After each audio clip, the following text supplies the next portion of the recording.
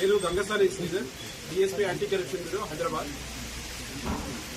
మాకు ఒక 2 వారాల కింద ఒక కంప్లైంట్ వచ్చేది. దాంట్లో ఏంటంటే అతను పాస్బుక్ లో కరెక్షన్ కోసం అని చెప్పేసి ఇక్కడికి వచ్చాడు. వచ్చినప్పుడు ఒక 50,000 డిమాండ్ చేసి తహసీల్దారు లలిత గారు ఒక 50,000 రూపాయలు అతని దగ్గర డిమాండ్ చేసి రెవెన్యూ ఆపరేటర్ ద్వారా తీసుకున్నారు. అమౌంట్ తీసుకున్నాక కూడా ఆ కరెక్షన్ జరగలేదు. మళ్ళీ తర్వాత వస్తే ఈ సేవలో అప్లై చేయమని చెప్పారు. ఈ సేవ ఇక్కడ సర్వర్ డౌన్ ఉన్నదని చెప్తే సరే మేమే అప్లై చేసి దాన్ని కరెక్షన్ చేస్తామని చెప్పారు.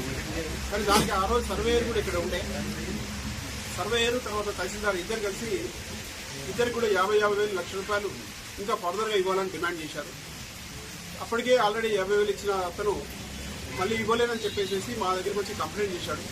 అది కేసు రిజిస్టర్ చేసి మేము ఈరోజు వీళ్ళిద్దరిని కస్టడీలోకి తీసుకున్నాము, విచారిస్తున్నాము.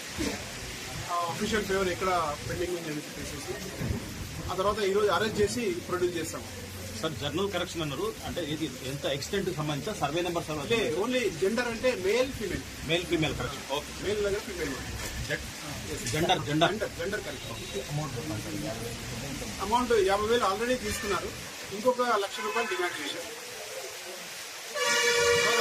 చిన్న మనవి ప్రజలందరికీ మనవి ఏంటంటే ఎవరైనా ఎక్కడైనా ఏ అధికారి కానీ మీకు అవినీతి అంటే ఎక్కడ లంచము డబ్బులు ఎక్కడైనా డిమాండ్ చేస్తే ఇమీడియట్లీ మీరు ఉన్న దగ్గర నుంచి 1064 డయల్ చేయొచ్చు.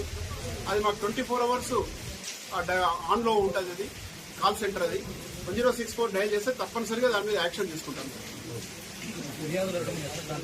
మాకు చాలా ఫిర్యాదులు వచ్చాయి. వాటి మీద కేసులు వేసినా కూడా ఉన్నాయి. మ్యాక్సిమం 50% కేసెస్ 1064 మీదే అయినాయి. సార్ ఇది పేరు మార్పిడి కరెక్షన్ అన్నది ఓన్లీ జెండర్ పేరు మార్పిడి అంటే ఆడ మగ పేరు మార్పిడి.